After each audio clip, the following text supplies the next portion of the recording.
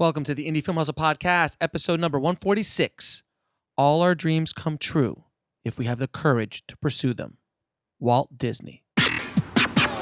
Broadcasting from the back alley in Hollywood, it's the Indie Film Hustle Podcast, where we show you how to survive and thrive as an indie filmmaker in the jungles of the film biz. And here's your host, Alex Ferrari. Welcome, my Indie Film Hustlers, to another episode of the Indie Film Hustle Podcast. I am your exhausted and humble host, Alex Ferrari. Today's show is sponsored by Hollywood Camera Work. If you guys are interested in learning how to direct actors and become a actor's director, Hollywood Camera Work has developed an amazing master course called Directing Actors. And it is almost 30 hours. And I've taken this course, and it is by far the most comprehensive directing actors course I have ever seen. So if you want to get access to this course, head over to hollywoodcamerawork.com and use the coupon code HUSTLE to get 30% off. That's hollywoodcamerawork.com and use the coupon code HUSTLE. Today's show is also sponsored by Inside the Edit. If you guys want to learn about editing and the creative process of editing, there is no better resource than Inside the Edit. Now, the creator of it, Patty Bird, has been a multiple-time guest on Indie Film Hustle. He's well-respected by Avid, by the Editors Union, by everybody. I mean, what he's been able to put together is absolutely remarkable. So if you want to get more information about that, head over to InsideTheEdit.com and use the coupon code HUSTLE to get 25% off. That's InsideTheEdit.com and use the coupon code HUSTLE for 25% off. So, guys, this is a special episode. It's a special Cinequest edition of the Indie Film Hustle podcast. I just got back from, literally just landed yesterday from Cinequest, from the world premiere of This Is Meg, and I can't tell you how amazing, what an amazing experience, and that it was to watch our little movie that we shot in 8 days, projected in a huge theater, monster theater, must have been able to fit 200 or 300 people. And as you can hear, my voice is a little hoarse from the partying, networking, and just overall experience of Cinequest, which, by the way, if you guys are filmmakers, and Cinequest is a awesome festival to submit to. It is really, really filmmaker friendly, and they treated us like gold, man. I tell you, I've been at other festivals that they treat filmmakers like absolute crap, and which will remain nameless. But this festival it was wonderful. Cinequest had someone there for our Q&A at every screening and made sure that we were well taken care of. So definitely, if you guys are filmmakers and want to submit to a festival, shorts or features, I'm giving a free shout out to Cinequest. They did not pay me to do that. They did not ask me to do that. I really am a big fan of the festival. And again, big shout out to Cinequest. Thank you so much for all your hospitality and for screening This Is Meg. And it was a great experience. And I got to have a bunch of the This Is Meg cast together for the premiere. And we were all hanging out in San Jose for Cinequest. So I was like, hey, why don't we get together and, let's go to a hotel room. Let's go to our hotel room and let's do a podcast real quick. And let's all sit down, talk about the festival. Let's talk about Meg and film in general. And my gosh, the stories that came out when you get 5 actors together, plus me, it was definitely an interesting experience, to say the least. Now, if you guys are listening to this podcast with children in the vicinity, I would say don't put it out loud, because it does get a little bit blue. The humor gets a little bit blue, a little bit crass sometimes. We were all having a good time, but a lot of good information is in there, believe it or not. And it's really entertaining and really funny. And I also wanted to thank all the tribe members that came out to support This Is Meg. And there was a handful of you guys. And please forgive me if I don't say your name, but 2 guys that I really sat down and talked to for a bunch is Tony now please, Tony, forgive me with the pronunciation, but Tony Gapastoni from the Creative Crew RWC, and you can also reach them at Creative Crew RWC at Twitter. And Tony, man, thank you so much for bringing out your students, your buddies, and it was awesome to talk to you. And the Perez brothers, man. Thank you for coming out. You can reach them, and they're doing some really cool stuff as well at Perez Brother, BROS, on Twitter. And for everybody, I know a bunch of you guys came out and, we're saying thank you so much for the podcast, and it meant so much to you guys.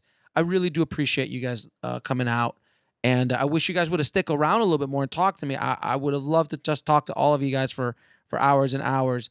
But again, thank you so much for coming out and supporting This Is Meg. It means a tremendous amount to me. So thank you. And we're also doing a cross promotion or a cross pollination, if you will, of a podcast. Lahna Turner, who's one of our stars in This Is Meg, she actually has a very popular podcast in the comedy world called Perfect 10. And I'm going to be guest starring on her podcast soon, and she's going to actually be doing a real full-blown guest appearance on this podcast as well. But we wanted to kind of just share this podcast with both of our audiences. So I will be putting links to her podcast in the show notes at indiefilmhustle.com/146. And she's going to be playing this exact same podcast on her podcast as well. But if you want to take a listen, she has amazing guests, super funny. If you haven't checked her out, I'll put links to all of her cool stuff. She just came out with a visual comedy album called Limeade, which is a spinoff of an homage to Lemonade by Beyonce. But anyway, guys, I wanted to bring everybody together, and the guest on the show will be, of course, Jill-Michele Meleán, Lahna Turner, Holly Wortell, Ruben Dario, and Joseph Reitman. And also, guys, I know a lot of you have been asking ever since we had the world premieres, like, when are we going to see it? When are we going to see it? Where can we get it? We are going to be releasing it through Distribber, and I'm going to show you, we're going to go through an entire thing on Distribber and how we're doing it. But we're going to be hopefully releasing it on iTunes in the summer. And that way, and believe me, you will know when that happens, because we're going to be doing a big campaign, and I'm going to tell you guys all about it in a future episode. But it's going to be pretty exciting. And if we're able to pull off what I think we can pull off, my God, it will be a hell of a blueprint for you guys to follow with your films. So I'm hoping that it works, but we'll get into that later. But without any further ado, enjoy my conversation with the crazy cast of This Is Meg. Made glorious summer by the son of York. I do wee, way, wow, whoa, whoa, whoa. You know what I do? Fuck yeah! You should be recording already. I am. Are you? We're recording? I hit 5 minutes ago. No, I'm joking. I just turned it on I actually turned it on 20 seconds ago. Are we really recording? Yeah, 20 seconds ago. I recorded. That's perfect. Oh my God, that's awesome! Shut your mouth. Alex, we're doing the Perfect 10 podcast. It's again another cross pollination. I just did one of these a few weeks ago with another podcast, so I think it's perfect because it's like I introduce your podcast, you introduce mine to your listeners, and it's like absolutely, and it's so cool. So we're here with the cast, parts of the cast of This Is Meg at Cinequest. So just like an arm and a leg. An arm and a leg. Important parts of the cast. Obviously, because you're here. No, so I thought, like, hey, let's throw a little improv podcast together and talk a little bit about our experiences of Meg and our experiences here at Cinequest. So I'm going to go around. And then we also are doing two podcasts at the same time. Obviously, the Indie Film Hustle podcast, who you're listening to it now, and also the Perfect 10 podcast. Which you're listening to now. So everyone go around and introduce yourselves. Well, I'm Lahna Turner, so if you're listening to my podcast, you know who I am, right? So that's cool. And who do you play in? I play Angel. Yes. Yes, and my character is like this... I don't even know how to describe me. Let's go introduce everybody and then we'll talk. Okay. Yeah. All right. Next. Hi, I'm Joseph Reitman. I play Eric. He's going through puberty. Hi, Ruben Dario, also going through puberty, and I play Al. Holly Wortell, I play Susan Walker, a mean casting director. That was so wonderful. You sold that. I love that. And then it's me, Jill-Michele Meleán. I play Meg. Yes. And then Mr. Jack is here, but he's being a little bit of a diva and does not want to talk. His publicist said, not today. He's not getting paid. I'm like, really? Yeah. But he's on my lap and he's in it and he's licking. And now he's gonna take a nap. So, Jill, what's Jack thinking? What would he say? Jack would go, Okay, guys, it's Mr. Jack here from This Is Meg. I just want to say I love Cinequest. Oh God. I've had to deal with this for 6 months of this crap with the dog. No, I'm joking. That is not Jack's voice. That is not Jack's. Jack talks like this. Jack might very well be secretly planning to kill us all with a sweet little face. She's doing the long game, 6-7 years. Yeah. Exactly. Jack is a King Charles dog, for those of you who don't know. Oh no! Everybody who knows anything about Meg knows about Jack. All the of course. indie film hustle people definitely know About Jack. Yes. And also Lahna. Yeah, on my podcast, Jill's been on Jill-Michele Meleán has been on The Perfect 10 many times, and she always brings Jack along. Of course. So yeah, Of Jack course. is synonymous with you. Yes, he is. He's your baby. So we had our world premiere last night or yesterday. It was super fun. Joe's still hungover. Yeah. Being high on life. Exactly. Hanging out with the dance moms in the lobby. Yeah. We missed something. Yeah, there actually is some sort of convention with dance moms down in the lobby of our hotel. So it's We have a volleyball championship of like teenagers and dance moms. The whole dance crew. There's lots of glitter and lots of poo-foos and all kinds of stuff. Oh, and then of course the brothers that come along that are the bratty brothers that push all the buttons on the elevator. okay. Let's not go into that. And what's great is everyone got a trophy because everyone deserves a trophy. That's right, because we're all winners. That's the it's like in the film business. There is no competition. We're all winners. Oh, right. All actors get all the parts all the time. Wow. Exactly. But I'll tell you, it was really cool to watch Meg on that big screen in the theater. It looked amazing. It was a huge theater too. It was a huge screen. And to hear, because it's only been us that have seen it, or the screening, and this was like with strangers that don't know who any of us are, and to hear where they laughed so much, and I really was like, I was so proud, and I genuinely was laughing. I hadn't seen it in a couple weeks. I actually told Jill last night, you were Robert De Niro on Cape Fear. All he needed was he literally was laughing in the back of the theater. It was interesting watching the screening because I know that we all think that we're wonderful, but it was so nice to see other people who thought it too. Yeah, exactly. So let's go around a little bit and talk about your part and your experience, like what your experience was working on This Is Meg in the unique scenario that we were put into. So, Jill, we've talked to you a lot about this, so we'll go through Yeah, the please. Holly? Well, one thing is it was a really easy, fun shoot, which was wonderful. I brought a zillion clothes. It was fun just having you guys read. I think I overdid it, but it was nice. It was nice having the layout, the outline for the character, and some lines that I could use and did use. And I guess you guys filling me in with the story, and it was really fun to improvise within a framework. Holly, you were such a bitch. That was what was so great. Like, you came out at the beginning of the first thing she does is she meets Meg, and Meg's like a struggling actress. And Meg is so looking forward to meeting this casting director. And you played such a hardcore bitch. You were so hateable. And then it was amazing to see your character transform, because it's so Hollywood. To tell the listeners, Holly and everybody, I'll totally fill in their credits, but Holly is, she's from Return to Me, the Bonnie Hunt show. She's done a million television shows. We met on Big Time Rush together, and then we've been pretty much sisters since then. And I have to tell you, she was like, the casting directors haven't been that mean to me. I don't know what you're talking about, Jill. I really don't get it. And I'm like, are you kidding me? Yeah, I was about to ask. Yeah. Have you had that experience where somebody was just awful in the room? I really feel like the casting agents I've been to have been very nice and have really truly wanted me to get the role. I've had them say to me, "We just want you to solve our problem, be the character." What I really pulled from to be such a bitch was a director that I worked with, who I remember instead of giving me a note and saying what he wanted me to do, he would imitate me with what I did that he didn't like. And mocking you. Yes, and say, don't do, blah, blah, blah, blah, blah. Let's go again. And I thought, well, he just imitated me doing what he doesn't want me to do, and that's what's in my head. And now he wants me to go forward with what? Give me a note. So that's what I pulled from. I thought, I'm going to do that to Meg. Just give her the most horrible note and give her nothing. And help and not help her in the audition at all. And like I said, thankfully, I've really had a casting agent help me. But that was a director that was mean. Can we play the guessing game of who the director is?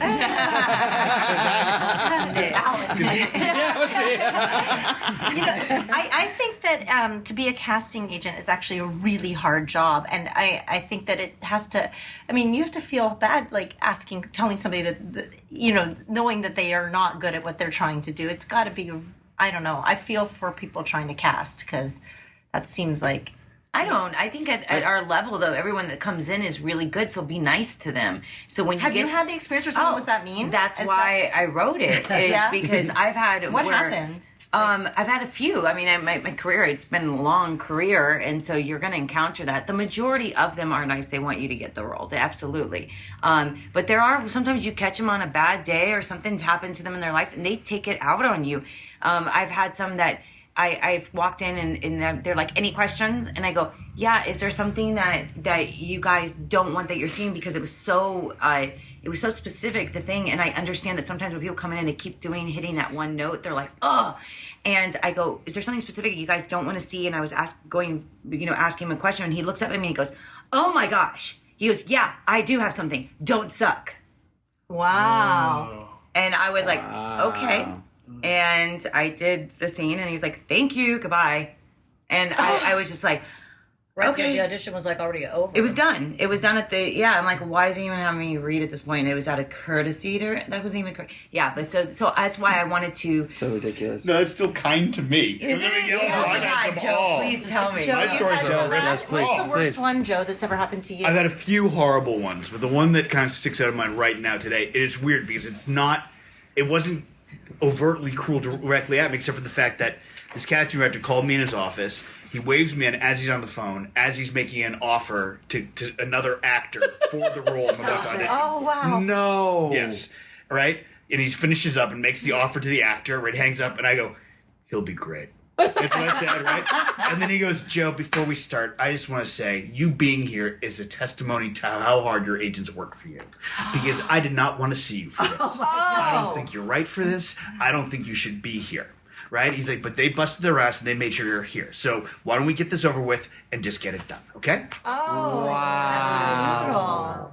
That's brutal. And people don't understand. You take time. You memorize these lines. You get in your car. You're talking to yourself all night. The night before, you can't go out. You're talking to yourself all night, rehearsing. You wake up, you're rehearsing. Do you get to the audition? You sit in traffic. You get there and you do it. And then you're like, to be shut down, like you're like, I hate myself and I hate every choice I've made in life. It's very depressing. It's brutal. I mean, anytime I'm in a casting and I'm casting somebody, I always try to be nice because it's brutal. I look at it from my point of view as a director. I can't do what you guys do. Like the brutality of putting yourselves out there in a raw fashion and just come out and just like, and it's 9 out of 10 times it has nothing to do with you. Like if you don't get the part, it really sometimes you just don't look the part. It's not the person I have in my head. It's just like, I'm sorry, it's just not you, or you didn't come with the right energy. So, and then it's like, and the actor goes back like, oh, I just didn't work hard. I'm like, no, it's just you never had a chance because you just weren't that part in the director's head. Right. And that's why you guys have to, actors have to build that skin and just kind of roll with it and go with it. So, but you always be nice, even when I know they're not going to get it. Right. I always go through the motions. I'm like, okay, let's talk, and I try to be as nice, and because they took the time to come out, so I'm like, at least be courteous. I haven't done a whole lot of auditioning in my career. It just, to me, it's equivalent of like a dry finger in the ass. Like it's not something that I would. Fantastic. Yeah. That's why I do audition all the time. I took it. I love blood. What? Yeah. No, it just seems like you're constantly gambling and putting yourself out, and I don't know, it's not my thing. But when I first moved to LA, I took an auditioning class, and so everybody in the room, and you paid a good amount of money for this, and some casting guy who had like a resume that included I used to cast shows at Fox or whatever. I don't know who he was, but I knew he was a dick because he comes out, he's and everyone's auditioning, and I paid money for this thing and I did my part, and he was like, next. He was really rude to me, but every hot young little boy this guy was so into, and there was one kid in particular that he was gushing over, and I was like, that guy is totally macking on this young boy, and he was a creepy old dude too. And it was and I just wanted to stand up and go. So you're showing me the casting couch. Which is crazy. Have you guys ever had a casting couch encounter? I wish. Yeah. I got a good horror story though, because I was talking horror stories. So I was telling Holly last night about this director, and for a commercial callback, it's kind of like protocol. You wear the same outfit you wore the first call, like you always play to the lowest denominator in the room. And I wore it was for a banker, and I wore a total suit, and it was supposed to be New York, so I wore a scarf under the suit. And I wore it for the audition or for the first call, and the callback, I get there, and the director is a big director, and he's got movies out now, and now I see it, I'm so mad because I don't like him because he's such a dick. Can I say dick? Yeah. She just said finger in the ass. Oh, right. Dick away. So in the room, before we even started, he goes, "Take that scarf off. You're creeping me out." And he did it. I thought he was doing a bit, so I ripped it off as a joke and I threw him there. How's that? Thinking he was joking, Right. and he's like, "Are you giving me attitude right now?" And I said, "Oh no, I thought you were joking. You were being serious." He's like, "Yeah, I take my job seriously, and so should you." And I could just see it spiraling out of control. God, And yeah. I'm like, "Buddy, I thought you were joking. This is," and it just it kept getting worse. And then Wait, remember he said lose the attitude. I lose the attitude. And I was like, "You're literally yelling at me right now, telling me to lose attitude." And then at that point, I was like, I know I was going to get the job. And Ow, so, I didn't know. That was your dry finger in the ass. yes, it was. Yeah, he literally did one line, That's awful. not to give a spoiler, but one line. "Okay, thank you," and I was out of the room. So Ruben, dick. since we're here now with you, Yes. how was your experience on Meg? But about the same of the story I just told you. No, it was so great. I mean, Jill-Michele, when she says she literally called her friends and I got a call and I said yes and I came and it was great. It was just so fun. What did you expect when you walked in the door? Because Jill basically, we never let anybody have the full story. No. Right. Everyone just had their scene, so it was all mysterious. You literally just showed up. You're like, "All right, I don't know what I'm going to do today." I was nervous because I'm an editor in the film, and I know nothing about editing at all, zero. My son knows more on my phone than I do, Right. and he's 5. So I was more nervous about the technical aspect of it because I knew Jill and I could just riff, and you said for me to be snarky, and that's was really hard for me to do.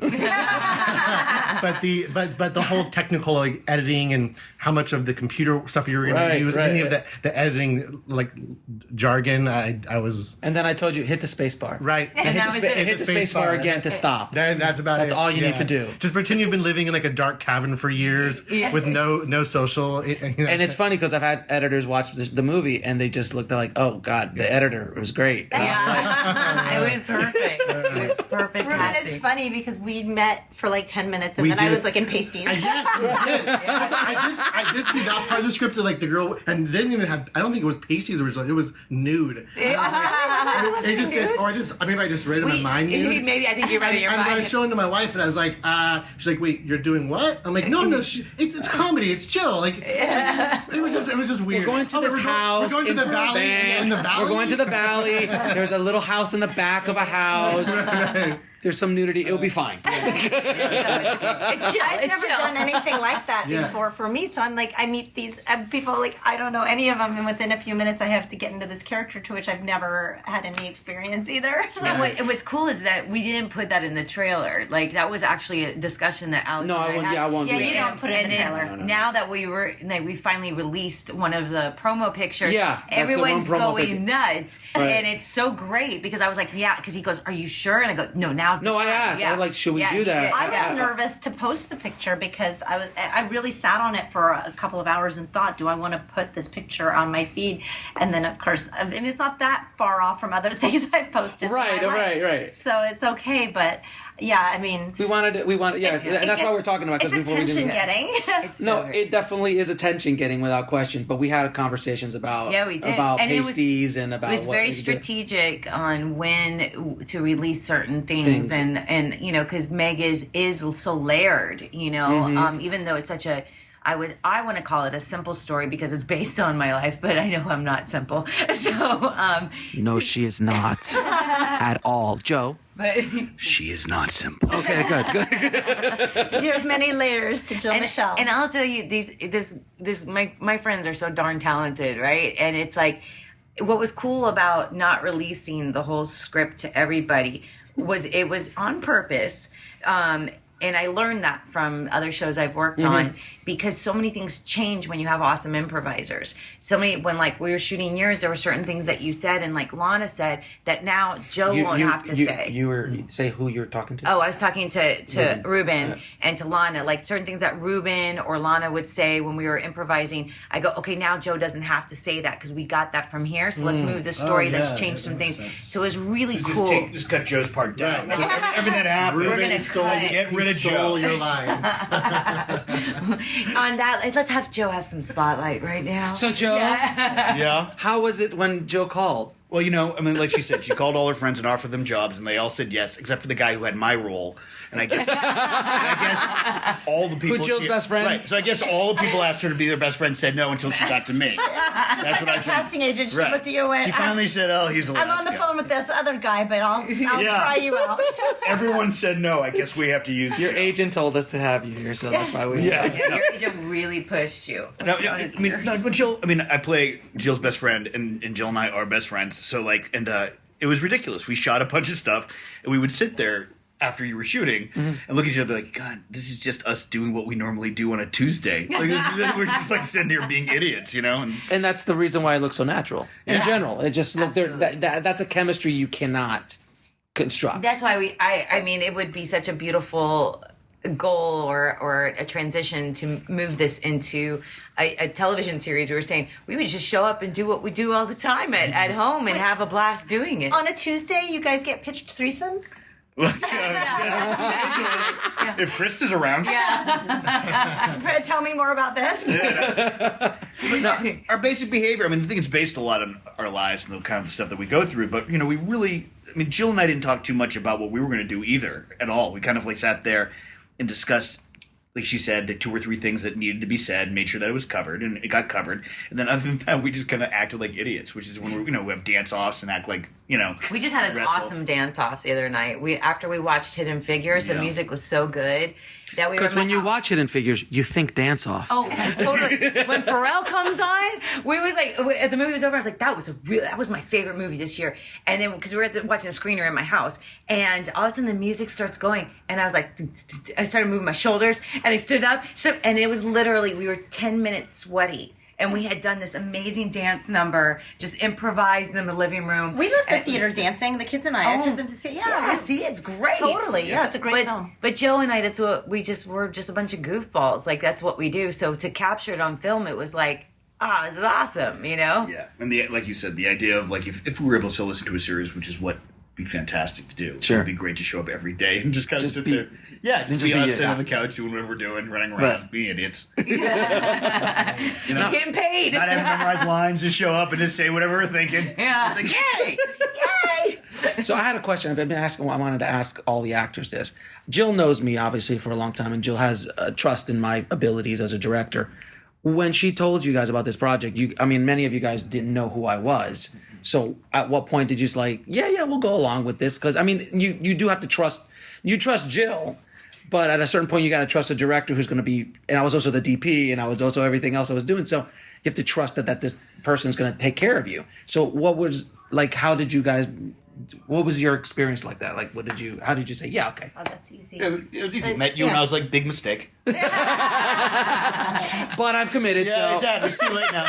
Can't back out, Joe. Whenever somebody pitches a project, I always assume with 99% that it's probably not going to happen.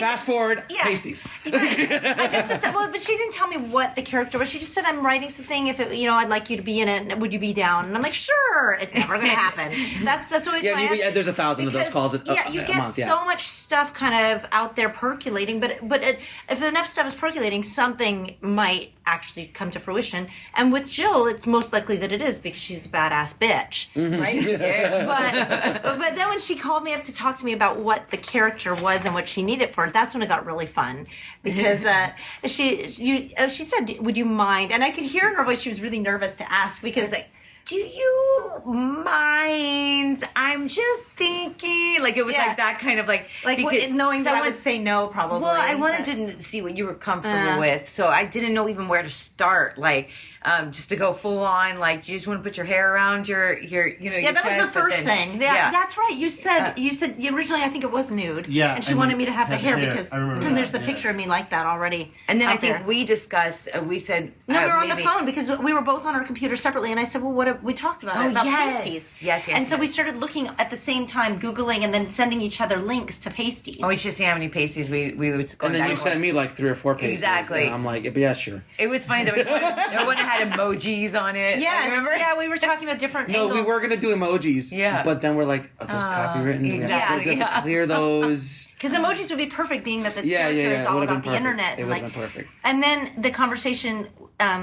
progressed to, well, what am I wearing downstairs? And we won't We won't talk about it. It's a mystery. Oh, is that what we're keeping secret? It's a mystery. So you have to watch This Is Meg to find out the answer to that. But it was a good conversation because I was like, yeah, sure, I'll do it. You know, my thought on it was, okay, I'll do whatever you want to make your project as great as possible because that's my job. Well, and I tell you, it's a rare thing to get from. I think it's a big trust issue too. I think that it's a rare thing to get that from an actor that's willing to do whatever. But did they ask you like who's directing this? I told them who, but it really, honestly, Alex, they know if I'm bringing somebody, they're going to be great. So it was trust. Like it really was. So you were basically Al Pacino in. Ask in Donnie Brasco. But, He's a good guy. No, it's cool. We trust Jill. But here's the thing about the request. If it had been gratuitous or of course, but because it's comedic. Of course, I'm hands down anytime for the joke. Or if it wasn't, if it was like a drama or something, and there was a reason, then yeah, why not? I mean, who cares really? At the end of the day, it's about the project and what you're trying to get across. Bathing suits. It's the same thing. Like you're in a bathing suit. Well, yeah, sort of. Kind of joke. You stretch it. All right, okay. But Holly, yeah. What do you guys think? What was your? Well, I knew Jill would be there, so I get to improvise with Jill. So there's a safety there. And I always enjoy when people give suggestions. Try it this way. Throw this in. So I was looking forward to it. It's like a fun. I'm an actress. I love acting. So it was like, oh boy, I get to do it. And with my friend, we'll improvise. And if the director will throw things. Try it this way. Do this. So I was looking forward to it and excited. And that was really happening. And I think I always know nothing happens till it happens. In this town. Yeah. How many times do we get those calls? Like, hey, I got this thing. Or even once it's shot, okay, now we shot this thing. It's 6 years later, no one's ever gonna see that, So I wasted a few hours of my day. Let's see what happens after that. I know. After we shot it, you were saying like all your friends were surprised that we finished it as quickly as we did. And I remember after I shot my scene, you were excited. I think Lahna had just shot, and you showed me an edited version. And I was like, did they just do this yesterday? And it's edited. I was like, wow, bam, bam, bam. But then here we are at Cinequest. So it really is a huge accomplishment because a lot of people talk all day long about their ideas nonstop. And then sometimes they do get it to a point, but you got it not only to fruition, but also into this great festival. And here we are having a blast. Yeah. And it's raining outside. San Jose, California. It rains and it stops raining. I'm like, I feel like we're in Miami. It's pretty much. I think it's interesting because it's like when you were mentioned, it's like we didn't know each other, but but it didn't really matter because the truth of the matter is there's so much content being made. Also, like if something doesn't work, then just nobody sees it. Right. I mean, that's a great way of looking at this. Yeah, and it's not like the 80s. Like if we would make it, it's going to be out released in theater, and you're screwed. Right. Yeah. That does not happen anymore. There's so much content that if it's not good, it just goes away. Right. If it's good, people see it. Right. So if you're like, that's a great attitude. Yeah, it's true. Right. Yeah. So you're like, you're like, hey, we want to come over to your place and like film some stuff and buy you lunch and have you talk to Jill. Okay. And great. Yeah, so it's like, that's kind of like the thought process that I have about everything. Right. Just kind of flow with it. Yeah, sure. Okay, come on over. Bring a camera. Go to the universe, and if it's good, people will watch. You remember we talked on the phone? Yeah. Because maybe Alex wants to talk to you because maybe I was the one you had actually sort of precast before. It's the only one I really. We talked on the phone, and it's so weird with people. I can usually tell, even without meeting someone, like within the first 30 seconds, if they're a Star Wars fan, you can just in their voice or something. Criteria. There's something they say, and I knew right away, like this guy likes Star Wars. We already have this like we're already there. And if you like Star Wars, you're not altogether bad. Right. Bad person, right? Most people like Star Wars. Alex starts all conversation like, "You I happy to meet." I'm like, oh, he's a good guy. He's good. Alex is a good guy. I think I might have got the job. Oh my gosh, that's awesome. As I moved the life-size Yoda away from where we were shooting. Right. And you know what's funny too? I remember saying, and when we were shooting, that your logo. I said, is this a minion in a soft film? And you're like, actually, no, that's my logo. Yeah. Because it looks like if you're looking I'm robot. Yeah. it looks like a minion was like in a soft film, but like coming towards you. I like to think it's Optimus Prime and Iron Giant's What is this? illegitimate. This is your logo? Is that what's in the background of That's my logo. It looks like a minion wearing a Boba Fett helmet. Yeah, I thought. Wow. Does that make sense? Do you see Everyone sees what they want to see in my logo for my company. Yes. Hilarious. So yeah, I mean, here's the thing I think about Star Wars is that most people like Star Wars on some level, but if you smell somebody who doesn't like Star Wars, then is that like the deal breaker? You could, No, I don't. I mean, it's a deal breaker. I'm sorry. Yeah. And I'm married to one. Well, I and think that's there's- it. She enjoys it. She watched it once. Oh no. She will not watch them again. She's not a sci-fi person in general. But I've worked my daughters in, so she But will be not punished for the rest of her life now. It's just a great story. I don't even Yes, think I know it's difficult to comprehend. It's the Bible. That's I all understand. It is. I tell this story all the time. When I first met her, I do have a life-size Yoda in my house. Which I love. Yes. No, it's so cool. You saw it. Yeah, It's so I have my Who Yoda. doesn't have a life size? I mean, seriously, do, I seriously. tell you. So I had my Yoda, and when we first started dating, this was my like you kind of like you can tell.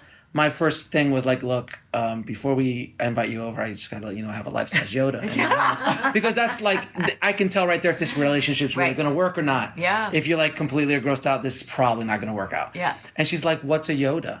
Wow. And I'm like, That's worse. no, because it's wrong. You can trainable. mold. It's trainable. It's Yeah. trainable. And she comes from another country, so she's Colombian. I'm like, but she knew what's like. What Star? She's like, I know of it. I've just never seen it because I'm not into sci-fi. I'm like, all right, great. So she comes over and she looks at him and she's like, okay, he's cool. All right, fine. And she saw past all that. Then she's on her phone with a friend of hers. And she's like, I'm dating this guy, and he's got this green old lady in the corner of his house. I think her name is Joda. And then there's silence on the phone, and he goes, you will refer to him as Master Yoda. She's like, you too? My God, you're everywhere. That's so funny. So, what's your wife's favorite movie? Like, what would be? This God. is Meg. This is Meg, obviously. But after This is Meg, she's not a cinephile. My wife is completely different than me, so we completely balance Right, that's why I'm ourselves. like curious to know. She likes, she enjoys like Shawshank, and she enjoys murder movies. no, but she Shawshank's one of the top 5 of all time. It is, really yeah. great. It is. yeah, I mean, so like she'll enjoy those kind of movies, but she doesn't have like a movie like believe it or not, she used to love white chicks. Oh, Like she really? fucking Oh my pissed gosh. herself with white chicks. That's so Like funny. fucking pissed herself with white silly chicks. funny. Yeah, she'll watch that, but like she doesn't like slapstick. But for whatever godforsaken reason, she pisses herself with white chicks. But things like that. But she doesn't. Die Hard. She loves Die loves Hard. Die- oh, loves Okay. Die. So she can't be all bad. Yeah, so it's all random. John Wick? Yeah. Do you like John Wick? No, she didn't get into John Wick that much. Really? No, Die Hard, but she loves Die Hard. Lethal Weapon, she likes. She likes 80s action. 80s action. 80s action, she'll dig. What is Predator. Are She you loves guys going to Predator. do another film? As far as Like after this, are going to be a This Is Meg follow up, or are you guys going to do something? Well, we did my stand-up special. well, yeah, we did Jill's stand-up special, which is in my hard drives right now. Yes. Sitting cooking. Yes, cooking. right now. We'll attack that probably end of March. End of We'll March start to- sometime. Yeah, we'll start We working can on do a it. sequel called This Is Eric. It'll actually. This is it, Al. This is Series of them involved. Oh, yeah. When you're editing her special, it's going to be kind of reflective on the scene where she's editing Her. for her. Yeah. It's very meta. Guys, it's funny because there's a scene in This Is Meg where she's editing her stand-up. And so, will you be back in that same room? Yes. That's editing? our. That's Yeah, my that's You right. might It is, have wow. that exact same scene just play out. Like I've seen this 5,000 times. It's like, and I'm like, do you have another angle? yeah, Do you I have don't know another how many more angles I can get. Do you know how crazy? Because before, most people that came over to watch the movie was in my office. Yeah. So when that scene comes up, it's like, wow, we're in the movie. Yeah, We're watching the movie. It's We're in the surreal. movie. It's like really weird and meta. That is really good. It is. That but- is pretty cool. So after this, we're doing Jill's stand-up special. We're hopefully going to be launching the movie in iTunes in the summer. Nice. And that's when we're going to plan to release it. And we're doing a whole cross promotion with Distribber, who's a partner of ours that's going to be putting. What it is in. it called? Distribber. Okay. Distribber Is it a allows you to. distribution No, they're not a distribution company. What they are is an aggregator. So if you want to get any movie into iTunes, Netflix, Hulu, you can't directly go to them unless you personally have a contact there. But generally speaking, they don't just like off the street. It costs money, right? You have to pay. It does cost money, but the thing is with them, they do a package deal of like 10 platforms for like $4 or $5 and you only pay if you get in. And if you don't get into the platforms, you get refunded like I think 85% of your fee. So you only pay like basically it's $125 to submit to iTunes to submit to Netflix and give it a shot.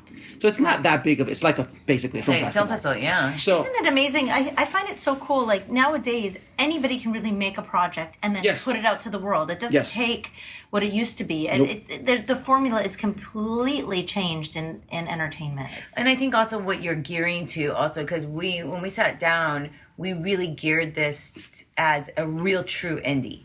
We didn't look at it like it's independent from the studios and it's an $18 million budget.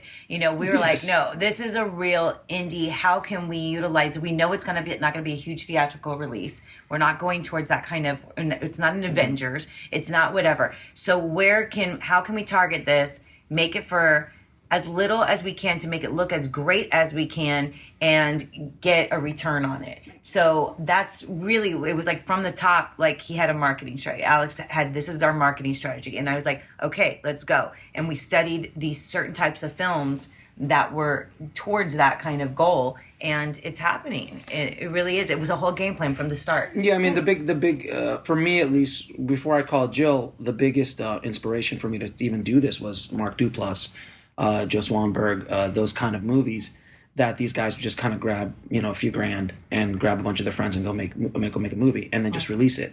So like Joe Swanberg did like 6 features in 1 year, and he just kept popping them out, and he's got like 35 features under his belt.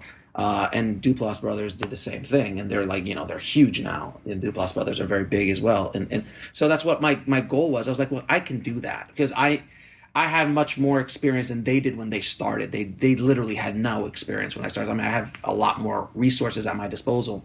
So why can't I do that? And then I have someone like Jill, and then Jill brings in her friends, and then I bring in my friends, and we put it all together. And that's why it moves so quickly. Yeah. I mean, we've all been in projects. These don't go. You don't have an idea in May and you have a final product in August. It doesn't work. And then you're in Cinequest a few months later. Like, it does not work that way, generally speaking. But because all engines were running full force and we knew exactly where we were going, and that's why on the set, we never had problems. It was like, I remember you were saying I think you told Jill, like, this is so easy. This is so much fun. Right, it was a wonderful It was just like, Yeah. there's no stress on the set. I'm like, but there's no stress because there was 3 people on the set. There's that as well. And we got everybody in and out as quickly as possible. There was you were there half day, right? Yeah. Right. Yeah. We did you first part of the day. I think we did. Yeah. That was super easy. Yeah. But I'm curious also, so you pay the money, you get it distributed on these different outlets, but then how does it not get buried in the sea of stuff that's already on those places as well? So that's the biggest mistake that a lot of filmmakers make when they're going to release a film. Let's say they're going to do a digital release. First and foremost, to make money selling your film online, it is difficult. It's no question about it. So if you have a $500,000 budget film and you think you're going to go down the self-release plan, you better have a really big audience, a really clear understanding of how to deal in digital marketing and things like that, because it's just it's almost impossible. I have a success story of a movie that they made I think they crowdfunded it $1.2 million. They crowdfunded. But it was called Range 15, and I'm dying to get them on the show. But it was called Range 15. They wanted to make a comedy zombie movie, and they basically are ex-military. They're all vets, and they run probably like the biggest apparel company for vets out there. And they have a huge YouTube show that they do, but it's all like really kind of rinky-dinky kind of stuff, nothing high production value at all. Also big budget too. Right, but it's like, you know what, let's try to crowdfund our audience. And they raise that kind of money? Because their audience is extremely loyal and they know who their audience is. So they our audience wants us to make this movie. Mm-hmm. So they got 1.2 million, then they got some stars in it. They had Sean Astin, they have William Shatner, they had, I think, Keith David in it, Danny Trejo, because he's in all movies. So I think we have Danny in our movie somewhere, I just don't know where. But they went off, and then after they made the movie, which cost them nothing because they crowdfunded it all, then they're like, okay, let's go down to distributors. And they went all through all the studios, and all the distributors did the same thing. They're like, oh, we're going to give you the standard deal. And they're like, well, we're bringing the audience. Why would I give you 50% or 60% or 40% of my money? Like, it didn't make any sense to them. So they're like, we're just going to self-distribute it. And then they distributed themselves through distributor, and I think they just broke 7 figures a little while ago. And but it's all themselves. And they actually, their distribution plan is what we're going to do. But what they did was they actually were able to get to the number 2 spot on iTunes and stay there for weeks. How were they able to facilitate that? So through their fan base? Or? Well, not only through their fan base, but what you do is, and I'm going to talk about all of this later, we're actually going to do an entire documentary on how I released Meg. Oh, wow. To show everybody the entire process of it with distributor, and we're working as partners on it. So, because I actually went down to their offices, they sat me down in the conference room, and they showed me the entire distribution plan. And they're like, this is what worked for Range 15. And I think this is what most filmmakers should do. And they're like, we want this information out there because we want all of our filmmakers to be successful. Because the more they make and the more happy they are, we'll get more business. And we just want to help filmmakers. That's why they opened the business. Nick, the CEO, he was screwed by distributors. So he's like, fuck it, I'm going to open my own thing out. So what the plan is when filmmakers release a film, they'll digitally, they'll go through 5 platforms. So they'll do Google Play, they'll do Amazon, they'll do iTunes, and that's all TVOD, which is transactional video on demand. And then there's SVOD, which is subscription based, which is Hulu, Netflix, and Amazon at the moment. So they'll release it in 5 platforms in TVOD first. And then what happens is you dilute your audience. So you make no impact in any one platform. So their plan was, we're going to focus all our energy on iTunes because iTunes is the largest TVOD. So you focus all your energy on that. And if you can get, and this is off the record kind of stuff, but if you can get 300 to 500 transactions in the first day, meaning rentals or purchases, you'll get in the top 10 of your category. So that way you're already out of the weeds. If you're able to get 2,000 to 3,000 transactions in the first day, you might be able to crack the top 10. And if you crack the top 10 of iTunes, then you start being found by people that have no idea who you're searchable. because the traffic is so high. So the way they actually laid it out is like, you're here are all the fish up top, the salmon are running up there, but you need to get your bait up there so they can see it. So until that's the key. So again, for you to make a lot of money on it, it's hard. Doesn't bait go down? Jojo, stop it. So that's the plan. We're going to focus all of our energies on the one day and the one platform first. And then we see if it works. If it doesn't work, then we split it out to the other ones right away. Right. And then we are going to submit to Netflix, Hulu, and Amazon, see if anyone bites on it, and see if that happens. Because if any of them pick it up, that would be great. But you do that 3 months after TVOD. So you don't want it. Because if you go to, if you put up on YouTube right away, you're done. You've shot yourself in the foot. You can't really sell it, unless your end game is to get exposure, to get clicks. You're looking at me directly because of Limeade. Yes, we had a conversation about last night about Limeade. But that's the thing, and I always ask people when people ask me about distribution, I'm like, what's your end game? Right. Is your end game to make money, or is the end game to get attention? So for your audience, I have a project out that I just want attention. Yeah, right. And it's a visual album called Limeade, much like Beyonce's Lemonade. It's just a 10-song comedy visual album, and it's awesome. And I could have made money on it because of the production value is so high.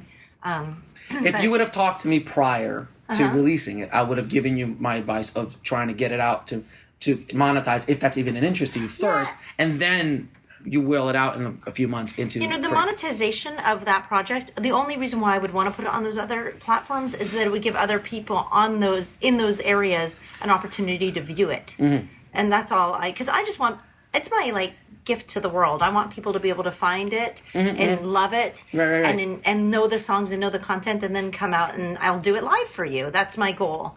So that's the should I still put it on those other Absolutely. because Because it it's costs just so another much money though to put it Well, on it all those. depends on what you want to do. So if you put it on, well, first of all, you can put it on Amazon. I think you're going to put it on Amazon. It's going to be on Amazon. So if you put it up on iTunes, it's going to cost you $900. So Yeah. that's advertising. If you think you can do any dent in iTunes, or if you have a big search, people searching for you in iTunes, it's great. So it all depends on what your end game is. But that's the thing that filmmakers in general always have to find out, like, what's your end game? Do you want to make money, or do you want to get it out there? Right. And if you want to get it out there, put it up on YouTube But and if just you put it focus everybody on iTunes, YouTube. Can you put it up for free on iTunes? No, not for free. Yeah, see, that's the thing. Like, I'm already offering it for free, so I don't want anyone to have to pay for it. Well, that's the different too, because a lot of people like the convenience of their platform. So you have to also take that into consideration, because if they have an Apple TV and they want iTunes and they just want to see it on iTunes, and they'll pay 99 cents, and they won't care. Right. So I have stuff on multiple different platforms, and sometimes they pay, sometimes they get it for free, sometimes they rent it. It just depends. Yeah, well, maybe honestly, I can see a lot of people who are fans of the content wanting to support it because they know. Correct. And there's that too. Then you have a fan base. Right. So because you have a fan base, they want to help you. They want to love you. They want to support you in what your art is. And I think that you should take advantage of that. Not in a bad way, but in like, hey, they want to help you. Why not take the money? Yeah. Why not help you to continue making more art? Right. So we went off on tangent a little bit on the distribution aspect of things, but not really. It's no. not related. But everyone else is quiet and checking their phone, so I want to bring everyone back in. Ruben's sleeping. Sorry, Ruben. It's been a long. It's been we had a lot of fun last night, so we're all a little groggy. That's right. So What's fun is code for we had a lot of drinks last night. Yeah. and surprisingly decent sushi. Yeah. In San Jose. That was actually really good. Decent sushi in San Jose. So what's your experience been like at Cinequest for you guys? Well, it's thrilling. I mean, it's thrilling to be able to see what you guys did and what we did on a big screen. Yeah. That was really, really cool because we had the initial viewing party, and that was a large screen. Mm-hmm. And I was like, that's really neat. But it was so cool. We were sitting in the back row of this theater, and you're just larger than life with everything. I'm sitting next to Jill. I'm just like, keep touching her. Oh my God, you look beautiful. Oh, you look so pretty in that scene. Like it was really fun. I wanted to ask you guys, what was your first impression when you saw the movie? Each of you, because each of you had the very first time you saw it. What was your impression of it, Ruben? It was shot well. Like that was the first thing I thought. I was like, wow, this is.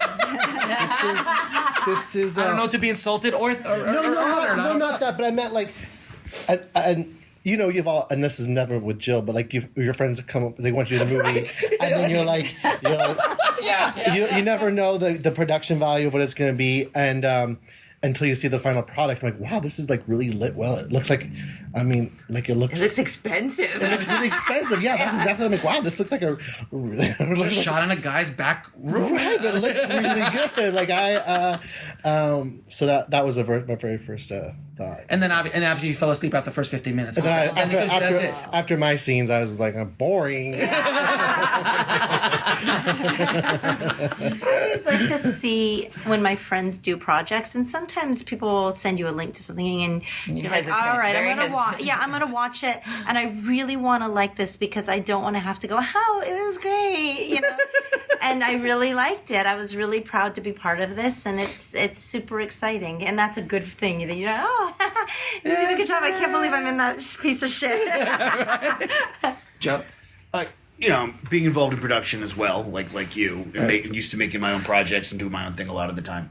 To be involved in something that I know was shot over such a short period of time for so little money, and to see it on the screen and work as well as it did was a pleasant surprise. You sit there and you're like, that's an accomplishment. It's a really good group of actors who all came together to make a project that I'm really proud of at the end of the day.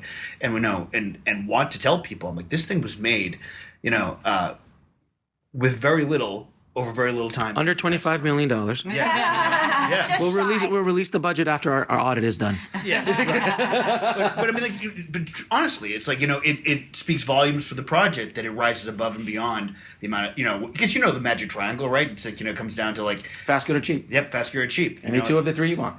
Right. And the thing is like this got all three, and that's a very rare thing to see happen. It really is, actually. I never thought of it that way. It was fast, good, and cheap. Yeah. It was actually. And that breaks the rule for me. And I tell people that triangle all the time, and I tell people it's important to be aware it's difficult to do this, to do something fast, good, and cheap, and that this thing was that, and it makes me extremely proud of it. Oh, thank you. And same thing. I'm so proud to be in it. Watching it up on the big screen was like, wow, this is amazing that these guys got all their friends together and did it. And also that we didn't see the whole script and just the scenes. And I think when I saw the whole thing put together, Jill never told me anything. Yeah, like I didn't know how it was going to end. Right. I knew she was working really hard. I wasn't seeing her much, but I didn't know what was happening. So to see it all together, I was like, oh my God, this is such a good movie and it's a great story. And to see all her friends that she got together, that really everyone was so good and brought so much to the table, improvised so well within the structure and looked beautiful. And it's a project I agree I'm proud to be a part of and am excited to tell people about. And it's an interesting thing too, because you sit there and you take a look at the project, and so many Hollywood stories are self-indulgent. They really, I mean, we all have friends who are like, I wrote a script. It's about trying to be an actress in Hollywood. It's like, I wrote a script about trying to make a movie. It's like we all know that. On paper, this is a horrible pitch. That's right. It's a horrible pitch. Yes, and you sit there and you're just like, it's like everybody I know has at least one of these scripts on their shelf. And the fact that, last night at the screening, that woman came up and she goes, I really feel that the story's universal. Says a lot about the project because it goes beyond the backdrop of it being a Hollywood story and goes to like something of much more a human interest story, and I think that's great. And also too, the guy who was the Cinequest, the volunteer afterwards, gave like the best compliment for an improviser is like it was scripted, right? To think that it wasn't improvised, that everything was scripted was like the best. And I backed it up with after Ruben had mentioned that, I was like, that's because we're all professionals, and I think that especially for the listeners out there. The reason why we were able to get the whole triangle is because everybody's so professional. Everyone brought their A game. We know how to listen. We know how to. A lot of improvisers that are new will talk over each other, and because we knew how to listen, they really believed that every word was written, and that was like an honor. And I looked at them and went, "That's them," It's and it wasn't easy to cut. No, it was not easy to edit that together, we guys. learned a lot. We learned a lot. But I will say this. I feel like this is a beautiful, unique quality, and I want to at least address to everybody my gratitude, because I know that without Alex, this couldn't have been done. Without you, Ruben, it couldn't have been done. Without Holly, without Lahna, without Joe, without Jenica, without Carlos, with the other Carlos, with Rourke, it couldn't have, it was Sean, it couldn't have been done. Everybody's elements made this project. So there's an appreciation there. And I feel like a lot of filmmakers, when they have something beautiful, they get cocky and they move on thinking that they can go off and do it now again. And it's not. It's a dynamic. It's a trust bond. And I just have to say thank you to that, because that's why Meg is so beautiful. And you're right, on paper, people are like, oh, God. But they see it and they go, there's so much heart in this film. And like even my sister, when she watched it, she's like, I really was watching it because it was just you. She's like, but that kind of storyline doesn't really interest me. She goes, but Jill, my God, it related to so much. She's a teacher. She goes, I feel that way at work. You don't understand, even with social media, what they're making us do as teachers. She's like, I don't want to do all that stuff. I just want to teach the kids. And now they're making them do live, things. Facebook feeds. Yes. And she's as a teacher. That's ridiculous. And so it's relatable to so many people. I don't know how we could change the pitch, but we are doing it. Do you ever feel stuck in life? And it's like that feeling of, you can't just go, oh, screw you to everybody, and hey, everybody does everything for you, but then you're not a nobody trying to struggle. You're in this in between, kind of like the observer, oh, what's going on? I think the final, one of the things, I think that one of the reasons that the project was a success is everyone did what they said they were going to do. Yeah, and that's so rare. In this business, people always say, oh yeah, I'll come over, oh yeah, I'll do this, right? But everybody across the board, if you asked to do a job, you did it, and we kept going, and there was trust involved. And Jill, as the writer, put together a great story and a great cast of characters to tell the story. I think the point of this podcast today is just don't go see This Is Meg. Obviously, don't see it. It's not really worth it. Everyone dies anyway. It all implodes. It's bullshit. Guys, it's so much fun hanging out with you at this festival. It's been just a delight. For me, it was a night away. I got to sleep in this morning. If anything came out of this whole film is that I got to go to San Jose and actually sleep in for 2 hours without getting woken up by kids. So thank you, Jill-Michele. Guys, I always ask everybody where they can find you online. Yeah, absolutely. So let's just go around really quick. Tell me where social media, like, or whatever. Because you guys gotta look up everyone. And by the way, I've had this conversation with Ruben, so prepare yourself. Yes, I didn't think the internet was gonna last. I thought it was a fad, so I didn't want to jump on that train. So Ruben, not So I'm on Facebook. I am on Facebook, and I thought I did it. I'm there, but I guess there's a lot more other than Facebook. So the irony of you telling Meg that she needs to be on social media is very ironic. Again, yes. Very much hilarious. But Ruben Dario. Ruben Dario on Facebook, yes. Great. I'm Holly Wortell. I'm on Facebook, Twitter, Instagram, and I That's Wortell with 2 L's. That's right. And I teach improv and comedy as well in Hollywood and Chicago. Yeah. Well, you guys know me. Jill-Michele. Okay. Jilly online. Jill-Michele, Meleán, Jilly online. Okay. This is Meg.com every night. Yes. Most of my stuff can be found at blackanaldestroy.com.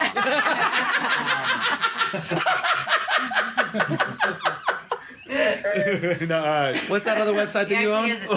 I actually own blackanaldestroy.com. The other one. Joe Ugly is where I can be found at most social media. Joseph David Reitman on Facebook. His number is Yes. 555. I'll put his address in the show notes. Well, for my listeners, you know it's Lahna Turner, LAHNATURNER. And for the Indie Film Hustle listeners, you guys are film fans. What I want you guys to do is get online and go and find Lahna Turner and look up Limeade, because you will love it. As film fans, I'm so proud of that. So please go check that out and share it. And I always end my podcast by saying thank you guys so much for listening to the Perfect 10 podcast. Go tell 10 people, and we'll see you next week. And as far as I'm concerned, for the Perfect 10 podcast, you can reach me at indiefilmhustle.com if you guys want to know a little bit more about filmmaking and the process of filmmaking. If you got a project out there, it's definitely something you should listen to. So thank you guys for listening, everyone. Thank you so much for being here. Yeah. We're all in a hotel room together. Yeah. And we're getting naked. Bye-bye. As fun as that sounded, it actually was that fun to record. It was such a great trip to Cinequest, and I can't tell you, I had a ball with those guys, and I cannot wait for the LA premiere of This Is Meg. And we are in talks with a couple festivals. We'll see what happens, but we will be having a big LA premiere, so everybody here in the LA area or close by can come out, and we'll probably have almost all the cast, if not all the cast, show up to that screening. And believe me, these guys are so funny. I just had such a ball with them shooting This Is Meg, as well as the adventures at Cinequest. And I just wanted to tell you guys something. You know, you guys have been on this journey with me since basically since the beginning. Before we even had an idea for This Is Meg, I was talking about making a movie. And I just wanted to kind of show you guys that it's doable. It is extremely doable to go out, follow your dream, make a movie, not bankrupt yourself, and go out and do it. Now, I use the resources I have. Obviously, I have post-production. I had a good friend, Jill, where she called up her friends who are amazing actors. But you have to do it within your resource set. I mean, El Mariachi, he had his friend. He had a friend, and he had a few friends, some guns, a Mexican town. He made El Mariachi. Robert Rodriguez did. Kevin Smith had a bunch of his friends, shot in a convenience store. You don't need big stars. You don't need established actors. You can go out and do it. So I wanted to prove to you guys that it can be done. And I didn't break the bank doing it. And you know, the budget is under $125 million. So, but it is doable, and you can go out and make your movie, and don't think so much about it. Just get up and go, I'm going to go make a movie, and if you want to go down the same techniques that I did with a scriptment, and get a really good improv actors, which I guarantee you, if you go down to a comedy improv class, or talk to a few of them somewhere locally in your area, you'll probably find very receptive actors and comedians who would love to do something like this. If this is the road you want to go down, or you can go down the Mark Duplass road, which they're not comedians and they're not improv actors, but it just kind of works out because it's real and you find good actors who can improv. So it is a way of doing it. It's not the only way of doing it, but it is a way of doing it, and it kind of gets the ball rolling. So by doing This Is Meg, I've been able to get the ball rolling on my feature directing career, and I stopped waiting around for other people to tell me what I can and cannot do. So guys, please, if you're listening to this, it is possible, it is doable. Get up and go make your movie, all right? And I'm going to show you guys the entire process of what I'm going to do with This Is Meg as far as marketing, as far as distributing it ourselves, self-distributing it, and I'm going to be as transparent as I can be with how successful we are or unsuccessful we are with the film. And Meg has been an experiment since the beginning, so let's see what happens. But I'm going to show you, if we're going to keep going down the road with me, you will learn what happens. And I already got 2 other features that I'm planning to do this year. I know I'm going to get at least one made this year. Don't know how yet. Same as I said last year. But I'm going to keep that train going. And the one last thing I want to tell you guys is, the game of waiting for someone to give you permission or waiting for someone to give you the opportunity to follow your dream is very difficult and very heartbreaking because you're putting your dreams, your career in someone else's hands. And you're not taking control of your own career, whether you're a writer, whether you're a filmmaker, whether you're an actor. It's very difficult to put your dreams in someone else's hands. And as you know, if anyone's ever been in a relationship, sometimes your heart does get broken. And I got tired of my heart getting broken by this business. So I said, screw it. I'm going to take everything in my hands and I'm just going to go do my thing. And if opportunities present themselves, great. If they don't, I've got my plan and I'm going to just keep going down this road. And we'll let the chips fall where they may. But at least I'm doing what I love to do. And I'm able to maintain myself. I'm able to support my family by doing all the other things that I do. I didn't quit my day job doing it. But I'm just going to keep down this road. And I guarantee you good things will happen eventually. That's the way I look at it. And if the good thing that happens is that I get 5 or 10 features, 20 features under my belt in the next 10 years, and I'm able to do all sorts of good things with Indie Film Hustle, great. But if I get called for the next Marvel movie, I'll be excited too. So anyway, guys, thank you so much for listening. As always, I hope this was inspirational to you. And we got some cool stuff coming up in the next few episodes, or in the next month or two as far as episodes are concerned. I got some amazing guests lined up. So don't forget to head over to the show notes at indiefilmhustle.com/146, and I'll have links to all the actors, their personal home addresses. No, I'm joking. But you get all their Facebooks and Twitter and social media outlets so you guys can follow them and see what other projects they have going on in the future.